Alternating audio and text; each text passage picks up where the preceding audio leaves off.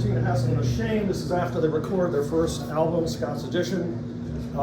And Carla's involved with two people, Dene and David, or a couple. And Dene fancies herself as a producer and photographer and such. And so she's trying to arrange this elaborate album release. And so this is partially how that goes. She's trying to find a venue. She concentrated on a few sites for the best backdrops. The handcraft cleaners building resembled a sleek 1930s ocean liner docked at Roseneath and Lee Streets. The nearby Coca-Cola bottling plant, surmounted by its landmark curvy, frosty, 12-foot-high Coke bottle made of painted sheet metal, would have offered a grand view. These corporate offices failed to respond to Dane's queries. Liability, she grumped one evening. Nothing in this world ever happens without insurance.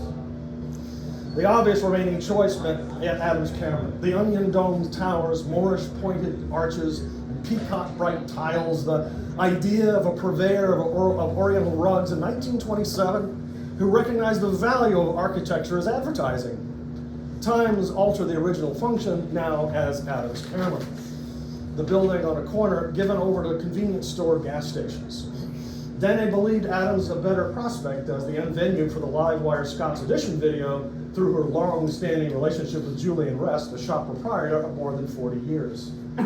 When she visited, Dene always stopped inside the entrance to breathe deep of its musty air redolent of old stock. The walls and crusty countertop adorned by pictures of camera club members from many years past and yellowing newspaper articles about the longevity of the business and the history of Scott's Edition. Julian regarded Dene as a favored granddaughter, but the proposal to put a band on the roof of a building he didn't own rankles his understanding of propriety.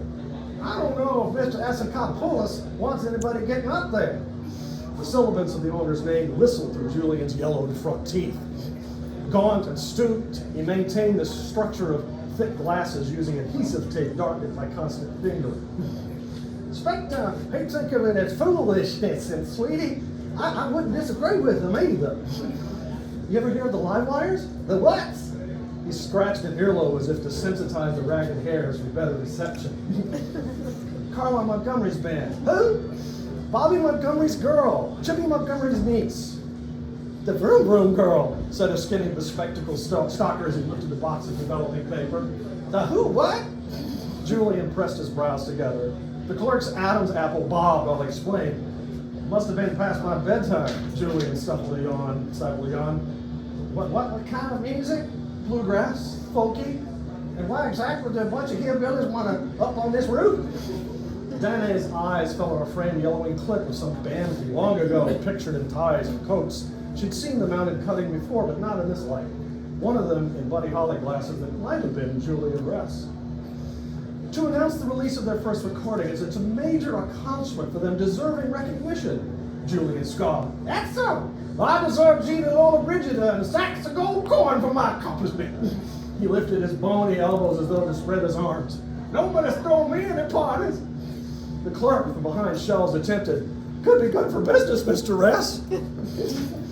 He shrugged and pulled on a fallen sleeve. You know, I'm probably retiring from here in another year or so.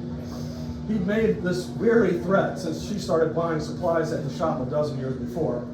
Can I at least see up there? Won't hurt, nothing to show you. Julian told the clerk to mind the front. Cheap cook and bottle washer, he explained, lifting the crammed ring weighted by many shapes and shades of keys. They jangled as Julian sifted for the proper one. Up a dark, steep flight of stairs to a frosted glass window door. Bold nonsense letters described dance studio.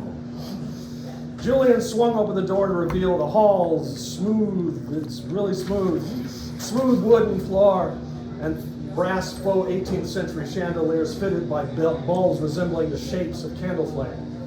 Silhouette stencils presented a tableau of tux, top-hatted, and formal gown-wearing dancers during their night on the town. These phases of a lost, fantastical evening reflected in a long mirror on one side. Some of the ancient window scroll shades remained frozen at the top, and others hung partway or jagged angles like eyelids struggling against slumber. Their footfalls echoed. Dene raised her camera, wishing she'd known of the place beforehand. The live wires recording here among these haunted shadows would have enhanced their sense of place and time and renewed their morale. Going to the roof would have served as a signature flourish of completion. Danae shot Polaroids that she slid into her jacket pocket. Julian, why is this place standing here empty? Why do you think? You're wrong. The Syrian, Mr. Ascopolos, gave up years ago trying to deal with those numbskulls down there. He jabbed a thumb east in the direction of the maze of zoning and permissions of City Hall. He can rent it out, but he just didn't want to hassle with it. Adding almost as an apology, he owns property all over the city. He don't need the money. Danae said, recalling David's pager panics, owning property can be a hassle. Still, this is incredible and a waste. Past the back wall and a small raised storage stage once graced by a piano, or where a three-piece combo would fit. To a double door held fast by a chain and hasp lock that necessitated more key rattling. The released chain slapped against the door jamb. Another dirtier narrow stair and a low ceiling.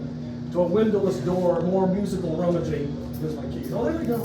More rummaging. More musical rummaging, and out into the bright, cold light. The Sphinx, the Acropolis. Oh, what a sight. Cheetah sang quoted Mary Poppins' chimney sweeps.